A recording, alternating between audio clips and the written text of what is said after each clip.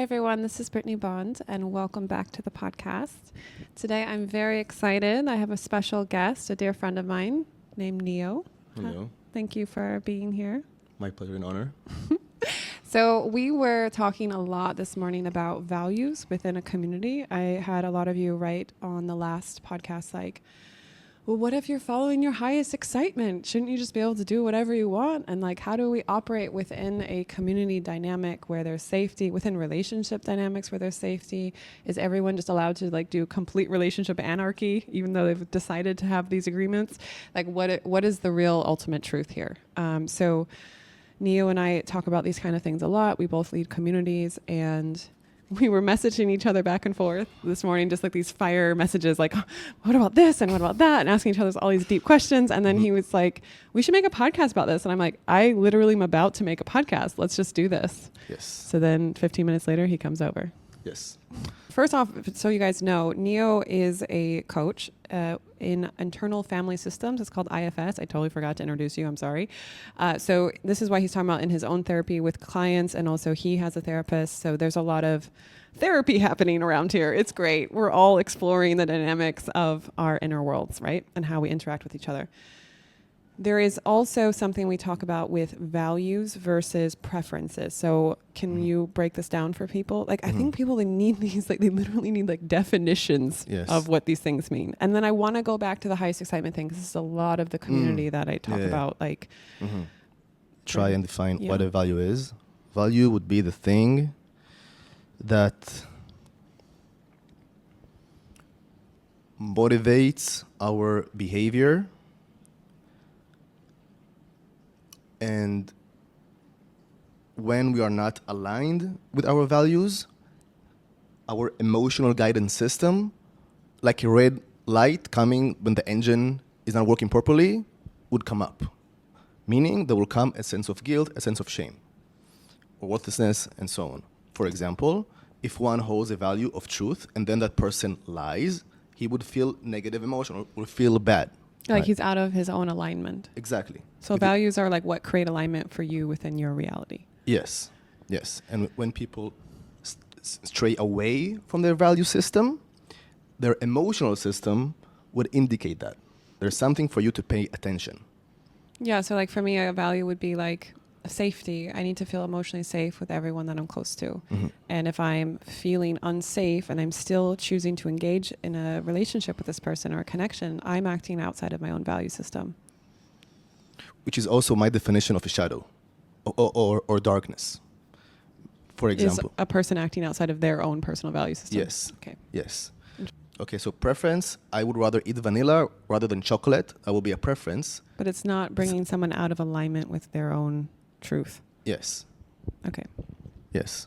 And I will do some work to get it even more precise. So like, for instance, in this situation, we were all at sunset. There was a bunch of friends. We're in the water. We're swimming. And the topic of open relationships comes up. And each one of us, there was probably 5 of us, maybe 6, where we were like talking about, oh, we have explored openness, and now we are choosing that monogamy is what we want, and blah, blah, blah. And Neo was the only one in the group that was like, actually, I'm still into openness. Like, I'm still exploring this. So in my mind, that is a preference. That is not like a value. That's not something that would like bring me out of alignment with my personal truth if we hang out and you're in an open relationship. Yes, 100%. So we're educating the peoples. Yes, and thank you for clarifying and distilling what I'm trying to say and articulating it in a better way. Yeah, this is my human design. There you go. Yeah, there you go. I literally can just break it down for people. Awesome. Yeah. So to talk about the highest excitement, there is a huge community of people who really love Bashar. I also love Bashar. Likewise.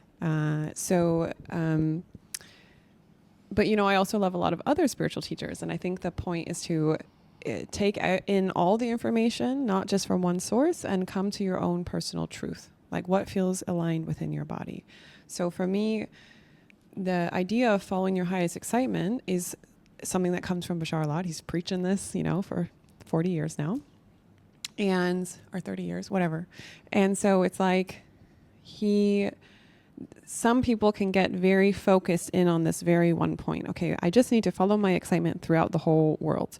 But also Bashar talks about how we are the masters of limitation. So like literally we come into the 3D dimension in order to have certain limitations put on us so that we can grow, and we choose these limitations. So like for instance, if you didn't have the limitation of gravity, you would just literally fly away. And if we didn't have a lot of these limitations, we might have just stayed in spirit, you know, like we're here to grow. And so for me, having so someone wrote a comment on my last podcast saying, well, if Faraday was just following his highest excitement and these women were just following their highest excitement, then aren't they all just working in alignment, like with their own values basically? Or like basically, did they not do anything wrong? Like, are they just doing whatever? Everyone's just doing whatever. And so I wrote back like, well, if someone is there's actually a term for this called solo poly. Like, so you're polyamorous, but you are your own primary partner. Highly recommend to Google this if you haven't heard of this. And this is basically like, I just do whatever I want. I'm not responsible to anyone emotionally or within any agreement frameworks. I'm in with an agreement framework within myself. And so whatever is true for me in that moment is what I'm doing. If you're choosing to be in a framework with someone else in a relationship and you have decided, here is our agreements, here are the things that we're choosing in order to have a foundation, to create safety, to build something together, in my opinion, the value is to honor that. At any moment, you can change that framework, you can choose to leave the framework. But if you're agreeing to operate within this framework and then you just actively go against it, you're not only going against your own value system, but you're hurting the person that you made this agreement with, because they have opened their hearts and their bodies and like created this trust that you're just actively like cutting a knife through, like, fuck you, I'm going to go do whatever I want. And then with my ex, he actively was just like, and I don't even think it's that big of a deal. Like, why are you getting upset? You know? And I was like, what? So, that would be betrayal and abandonment. Yes, thank you. And disloyalty. I also find it interesting that some people who haven't understood, or they haven't really operated within open dynamics, like open relating, they think it's just solo poly, which is basically just do whatever you want. And it's like, no, the point of openness is that, you know, within standard monogamy, you have all of these established frameworks of your limitations. Like basically you only sleep with each other in monogamy. You don't do, like, society, religion, they have programmed us. So it's kind of this built-in system, that framework that people are operating in. When they leave that framework of monogamy, they think, oh, it's just a free-for-all. And it's like, no. The thing that creates the safety is, the only thing that really creates the safety is the agreements that you make with your partner. Boundaries. Your boundaries, your limitations is like, these are the things that are going to create safety for us. And if someone breaks that, it's really like, then you can't trust anything. Then that is betrayal. That is just as bad as someone cheating on you within a monogamous dynamic. If anything, it hurts even more, because it was like, you could have literally had it all. All you needed to do was communicate. You know, we're in a fucking open relationship. Disrespect. Yeah, it's like disrespectful. Like, I really gave you so much, or I didn't give it, like, we chose so much freedom. And also I chose to trust this person within all this freedom. And I think that's the thing that feels disrespectful, is like, you could have just broken up with me. You could have communicated that you wanted to shift the dynamic, you know, like all these things, but to operate within the shadows. Be accountable. That's what was your expectation. Yeah. And to choose not to be accountable to anything, and then to act like it wasn't a big deal. And then to try and shift the dynamic without communication to a full polyamorous relationship. Like when I'm away, when I'm not even in the country, none of these things are okay for me. And this is where I'm like, how would you respond to someone when they're like, oh, this is just them following their highest excitement? Like, what would you say? Like, how do we operate within a tribal or a community setting if everyone is just completely breaking agreements and doing whatever the fuck they want, and then just claiming, well, it was my highest excitement, you know? So if I would have this person in front of me, then I would ask this person, okay, so what is your perspective about boundaries? What do you imagine that person would say if we were play? If I was Faraday? No, if you were the person that says, just follow your highest excitement. Oh, it's so outside my operating system that I'm like, I don't, like, like the idea of putting myself in that person's shoes is causing me Discomfort. Yeah, anxiety. Like, Anxiety. because when you say like nothing matters, then really nothing matters. And I really believe that we choose what matters. And Yes. then that's the only thing that really creates value and meaning in our life. And if you're just like, nothing matters, do whatever you want. Chaos. It's just, chaos theory. Then everyone is just hurting everyone all the time and no one's safe. So your body never can, like, that's what my body literally experienced, was this feeling of like, oh, it's not safe, you know, because at any moment anything can change, and people have they're not trying to protect each other's hearts. They're not really loyal to each other or showing up for each other. It's just like me first, like caveman style, like me first, what I want goes. Okay, bye. You know? Yeah. And also, from my experience, there are different layers or flavors of excitement. For example, what if my highest excitement is to kill someone because I'm angry? I'm very excited about it. The sense of revenge, and then seeing him bleeding in front of my face, blah, blah, blah, blah. I really don't like violence. Right. Me neither. At the same time, there's a part of me that when he's very, very angry, he fantasizes those things. And what I would do is I would allow him to fantasize and feel the full spectrum of emotion. And so, what if this part has that highest excitement within him? Should I do it? Wait, so why do you let yourself fantasize about that? What does experiencing the full spectrum of emotion do for you? How is it positive? Because some people would be like, don't even think about that. So the people say don't even think about it. They basically say, don't look at this inner truth that you have. Meaning, suppress and repress. That's most of the world. Of course. That's why we live in an emotional dark age. Also, in therapy, within myself, I had this therapy session with some girl like a few months ago. I saw she got betrayed, very severely betrayed, and have been painted in black, meaning she has been blamed for something that she didn't do. Yeah. I saw the part in her that is angry, that is rageful. On the one side, on the other side, I see a part that is judging the anger, wanting her to be identified with being a good person. But this part here has emotion. And if that emotion is not being expressed and felt, this part would go more into the shadow aspect of it. So basically it needs to be felt so that and feeling it is actually healthy. Yes. I'm really sharing this with people because some people don't think that. They don't realize this. Yes. Like, for me, even recently, connecting to this healthy anger of this betrayal from my last relationship, and also just so much bullshit that he has put me through. And I'm just like, I think at first I was in shock, but then I didn't want to connect to the healthy anger because there's this part, especially as a woman, it's like, oh, just be love and light. And oh my God, yeah. And I'm like, fuck you. That's how I feel now. And it feels really good. It feels very empowering. Exactly. And part of the reason why it feels so good is because the resistance towards the anger has come down. I'm just letting the energy flow through. Instead of it being stuck. Yeah. And then if it is stuck, it will fester. And if it would fester, it will lead to resentment. And that's the route to hell. Yeah, and I think the point is to let the anger out in a way, like we were talking about, because I was like, well, how is it a safe thing to let this anger out? And you were saying the other day, like, as long as you don't do it in a violent way, you know? And I was like, okay, so let's talk about what that means. So what does it mean to let your anger out in a violent way? Okay, you were like, close the windows, scream in your house, you know, like, you know, do whatever you need to do to speak up for yourself. And I was like, but what's a violent way? And it's like, well, you know, telling the world that you hate your like my ex is like actively saying about me, like, I hate her, she's a narcissist, like all this stuff. And I was like, I wouldn't do that for me, that is violence in words. And that for me is crossing a boundary. And also, I just think it's important for people to know that the limitations of this as well. So they're not running around being like, I'm angry, so I can do whatever the fuck I want. Exactly. So what are the limitations? Like what is the limitations of like not using it in a violent way? Like give some examples of what would violence in that way. Like, I guess like creating more harm, right?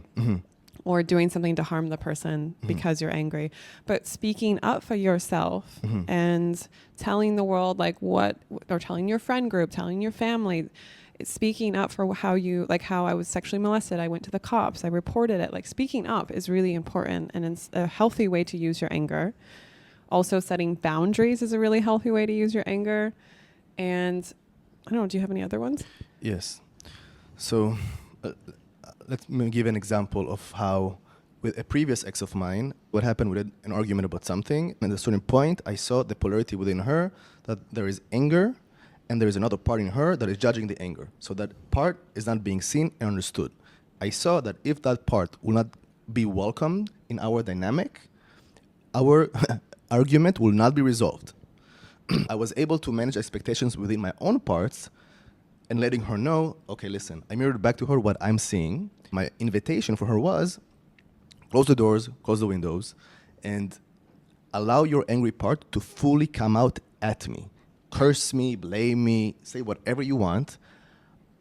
Why did I do it? Is because if I wouldn't do it, that's it. It's going to be stuck. And at a certain point... so you're saying if you didn't create that space in that moment for her to really feel it, then it would come out later in like more shadow ways, like resentment or manipulation. She would snap at you. Like exactly. The next time you got in a fight, she'd bring it up. You know, like exactly. it wouldn't really let it go. Exactly.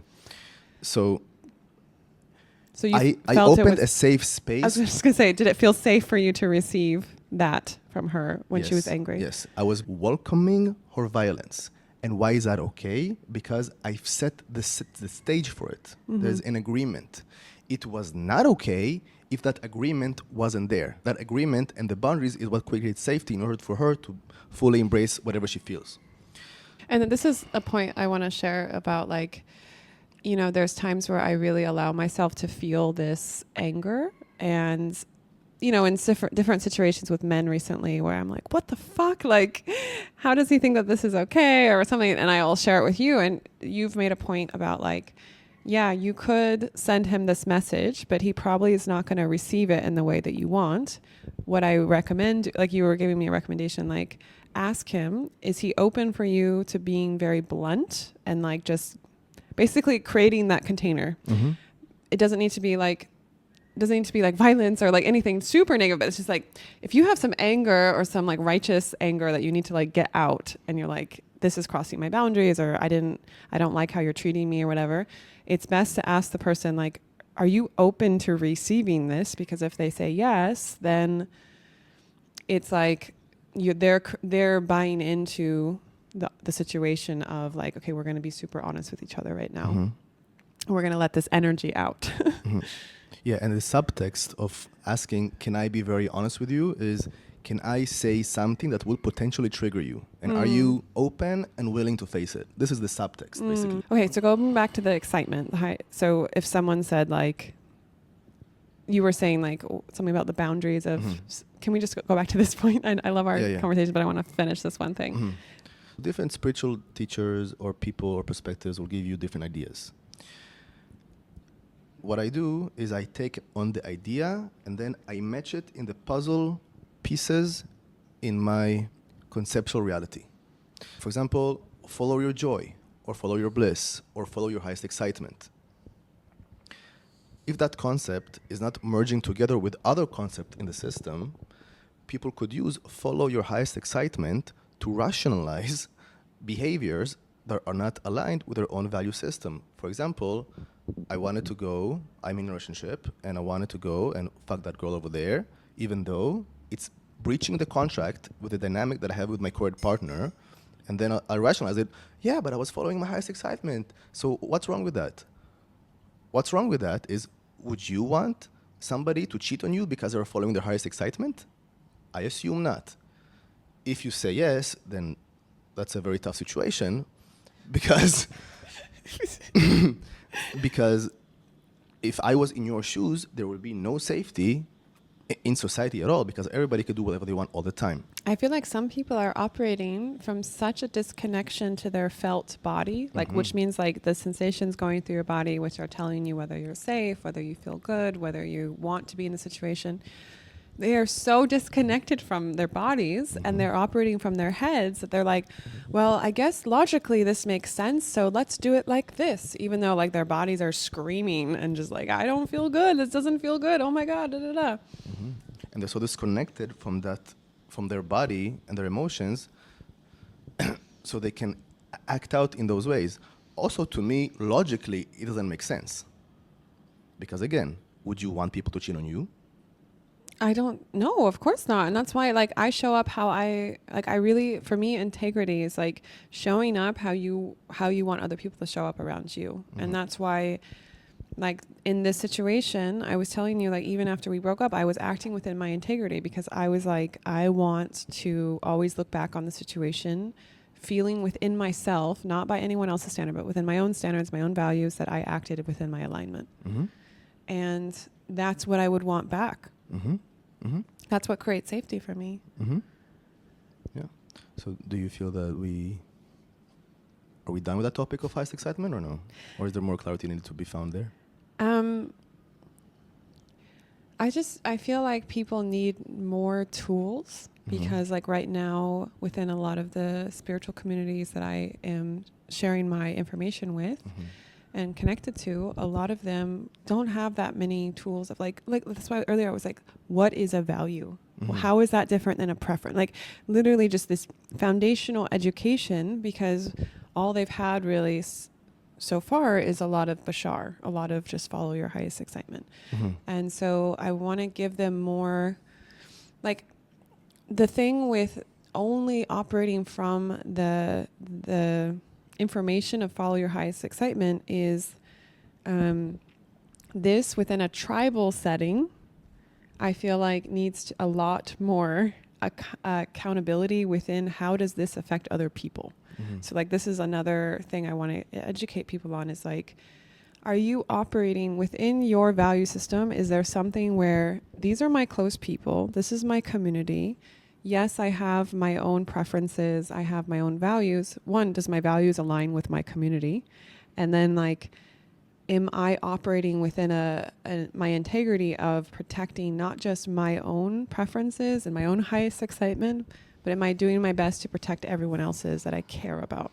And if those two things come into conflict, am I willing to slow down on following my highest excitement long enough to check in with the people that I care about and see if there's some way that I can create more safety for them while I follow my highest excitement? Yeah. Well, I think this is the interesting point is like I choose to have friends in my life that have my back because it's who they are and it's actually part of their values. It's not like they're doing it for me. If they were doing it for me, then that would backfire. They would create resentment. They would eventually flip the other way. And that's why it's really interesting in my situation with this is like, because it's just like, this is why we've been like comparing stories on these things is all of this is an opportunity for us to really understand our own values and understand the values of the people that we're operating in within our community, because I show up and I give 100% to all of my relationships and I have their back and I show up within my value system. And what I'm realizing in my dynamic, and I think this is what you were realizing within yours, is like, you're like checking in, like, are we having the same values? Like, would you show up in the same way? Like, cause I would show up for you in this way, but now I'm in the situation where I need support. And I find that really interesting because most of the times in my life, I'm leading a community. I am the one who's the leader of the friend group. You know, there's people just naturally have your back because you're the one organizing everything and making things happen and you're the life of the party. But what happens when you need backup?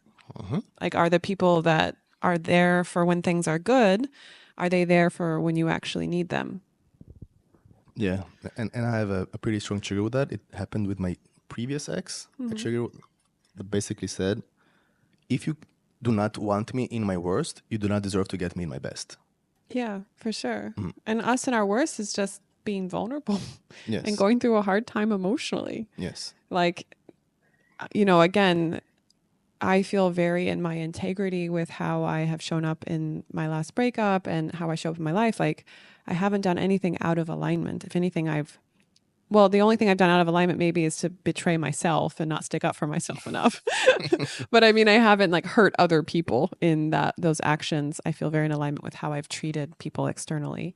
So it's okay. We're back. We took a little break. So now we are going to talk about, you know, you have these value systems, right? Like once you figure out your own value system of what's important for you, what helps you to act within your own alignment, and then you attract in people actively, you can talk to them. What is your values? Are we in alignment? Are we actually operating from the same system? Okay, now there's safety because we're all feeling that these things are important, whether it's loyalty, truth, safety. What other values would you say? Or just giving them some examples. Could be playfulness, Mm-hmm. could be integrity, could be comfort, could be financials. In connection, it could be your soul mission, like having a shared value of like what you want to make in the world, what impact you want to create. So once you have these people within your community where you're sharing the same values, now, okay, we can build something together. And that could be, you know, we're building a life together. Maybe some of us are getting married and having kids or not getting married, whatever, you know, like you're building projects, whatever. You're building on this foundation of a shared value. Now, what happens when someone acts outside of this value system within your community? So we were talking about how do we hold tribe members, the people in our community, accountable when someone acts outside of a value system. So what would you say about this? I can give a story Mm-hmm. that would show how I'm holding tribe members accountable. Mm-hmm. For example, there was a situation where a former best friend of mine, I saw that he was lying to his ex through reading text messages that he wanted me to read so I can mirror back to him what I see is happening, helping to resolve a polarity within himself and find integrity and alignment. When I was reading those texts, I saw that he lied. Your best friend lied to his ex. Yes. Yep. Immediately, it didn't feel good to me. Mm-hmm. That was an indication that my emotional system indicating that something is out of alignment. Of your own values, right? Exactly. Yeah. I told him, do you see what is happening here? He says yes. Some protector part in him came up. Long story short, he took accountability in front of me that he lied. Mm-hmm. And then I was telling him, okay, now I expect from you to also share with her that you lied. Like to own up to it. Exactly. Yeah. Be accountable. Exactly. From my perception, if he wouldn't do it and not take accountability and go back into alignment with the value of truth, then that means to me that I cannot trust him. Because he might do the same thing to you. It is only a matter of time. Yeah. And of course, it also happened later on, very quickly. Not only this, I would expect the whole tribe members to hold each other accountable, also me, right? So if there comes a situation when I see somebody is not in alignment with my values and by extension the values of the tribe, I would expect all of them to hold the person accountable. That is not meaning canceling him. It means to mirror back to him what they see and what are their expectations and their standards and boundaries. And if whatever tribe member chooses to not take accountability or is not able to do it, there is a problem. So that means there is a mismatch in values. That means I cannot trust the person. Not only that, I can also not trust people that are in a friendship with this person. Because if they choose to be in a friendship with this person, that means that they are okay with him lying. And if they are okay with him lying, then that means that they are okay with themselves lying. And that means it will create chaos inevitably. Just chaos everywhere. Yes. So just to break this down even more, so basically what you're saying is that it's like, so say your best friend lied to his ex, right? And so you're like, hey, you lied. And he's like, oh, fuck, yes, I did. And you're like, well, you need to go talk to her about this. And if he didn't, that would mean that he was okay with being out of alignment with his own values. And that would mean, this is the point I want to share. If your best friend is doing this to someone else, then that means that he's going to inevitably do it to you. So this is the point I want to share with people, is that there may be something that your friend has done, like say they broke a value of theirs, say they were lying to people or they broke agreements with people, whatever it is. It is only a matter of time that they do this with you. If they don't think that there's anything wrong with this, and if they are okay with acting out of alignment within their own value system. And this is why it's super important within a community that we hold each other accountable and we say, hey, this is not okay. Like, you're acting out of alignment. Like, and the point is to bring them back into alignment in the sense of holding them accountable. Mm-hmm. So it's like, I will hold you accountable, that you need to own up and just take responsibility and recognize that this is out of alignment, and to apologize and do whatever you need to do to make it right. And then you're able to be back in alignment. Yes. So basically, lying created a rupture. Mm-hmm. And then my intention would be to mend this rupture. Mm-hmm. Then the question is the person willing to do it? And if he or she are willing, are they able to do it? Well, the able part is a whole other thing. Mm-hmm. Because I feel like a lot of people want to, like, for instance, the woman who cheated on my ex with, like, whatever, she reached out to me and said, I want to make this right. I want to apologize. And I said, well, this is what I need. I need a mediator. And then she said, I'm not able to do that. Mm-hmm. So this would be a perfect example of this, yes, right? Like, yes, exactly. There's been a rupture.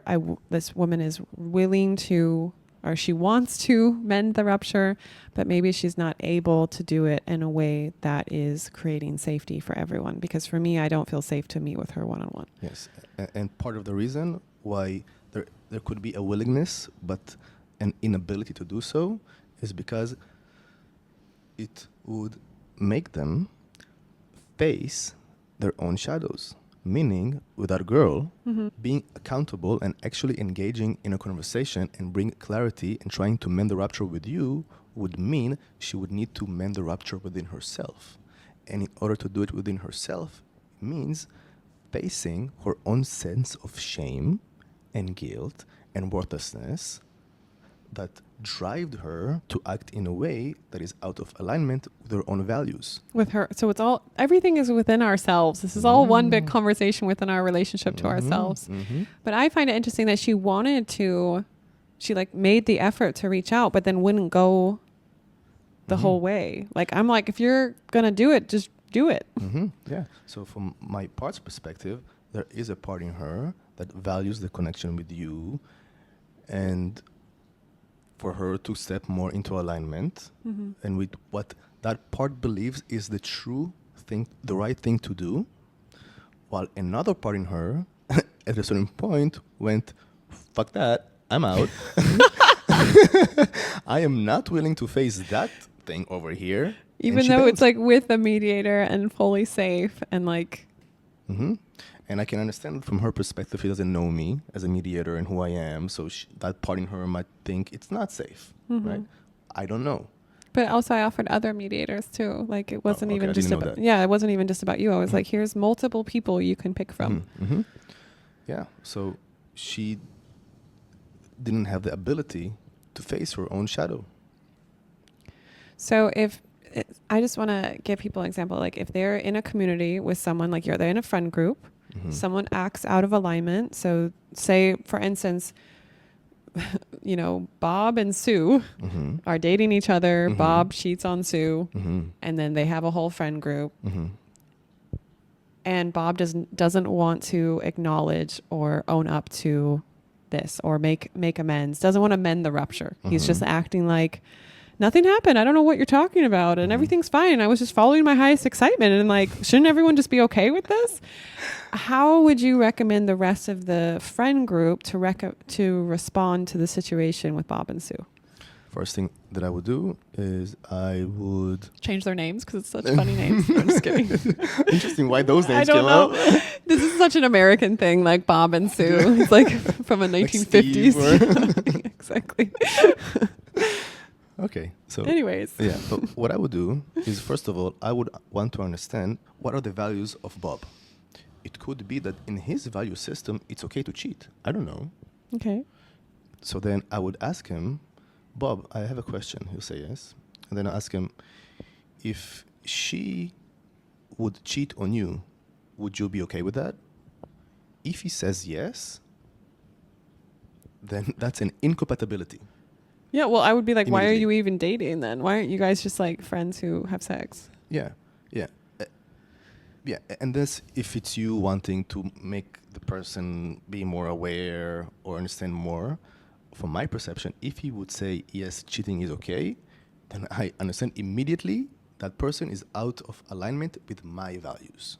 Yeah, so then he can do whatever he wants, but it's not within your value system. Exactly, and not As a within f- my standards and boundaries, and then I would choose to take my distance away from that person. You're talking about, so the other friends in the friend group would be like, they would check in first to see if the value is aligned or if there's a misalignment. Like basically, does he want to mend the rupture or is he just completely operating in a different value system? Yes. If he wants to mend the rupture within his own self and within the dynamic with Sue, then encourage him to do this. If he is just completely operating a different value system, then you have to check in and ask yourself, do I want to enter into chaos theory, which is just like, he's just going to do whatever the fuck he wants, not only to Sue, but to everyone involved. So the closer I get to him, I have to understand that there really isn't any emotional safety and he can just do whatever he wants at any moment because he's not operating within a set value system. Yes, and there would be a price to be paid being that person. Yeah. So this is if he says, yes, it's okay to cheat on people. Yeah. If he says, no, it's not okay, then it means that he acted out of alignment with his own value system, meaning his shadow came out. And then I would ask him, okay, so it sounds to me that it is not aligned what you did. He will say yes. I'll start to get curious. I'll ask, well, would you want to explore why you did it? And basically, what is the shadow that is lurking there that made you act in that way? And then I will start this whole curiosity investigation process and help the person to understand what was it within him that caused the cheating. In an ideal situation, Bob would become aware of the wound inside him that caused him to act from his shadow and understand the trauma that caused the wound. And then do a healing process with the trauma. And then what would happen, Bob would naturally feel the guilt and the shame and probably will start crying as a natural expression of that pain that came up in him and will take accountability and be very sorry about what happened. So if I would have seen that, that would be progress for me. So that's like mending the rupture, like Exactly. taking accountability. And I think that's the point that I feel like I want to share with people is like, you know, as we grow, I'll speak from my personal experience. I have made many mistakes in my life, especially within relationships. I personally have cheated on people in past relationships, and I fucking felt so bad about it, and I took responsibility and I did what I could to mend the rupture. So for me, it's not about making a mistake or acting out of alignment. It's what do you choose to do after that happens? Are you going to just completely run away from it? Are you going to not take responsibility? Are you going to turn around and face it and integrate? Okay, what is there to learn here?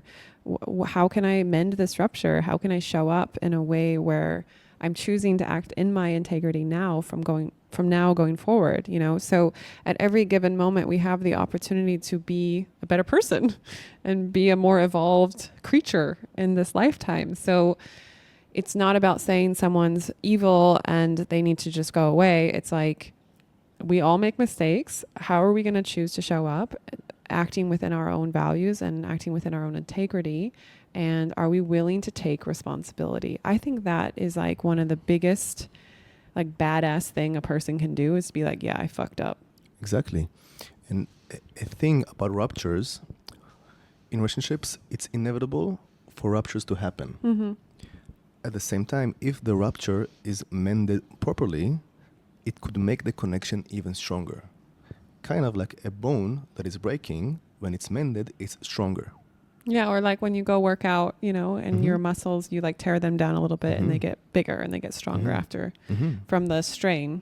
So it's like you go through something hard, but you come out the other ends with something even better. Mm-hmm. So yeah, the goal is not to never have ruptures. The goal is, what do we do? Do we have the tools in order to heal the rupture when they come? Are we willing to take responsibility? Are we all willing to act within our own alignment, within our own value system? Yes.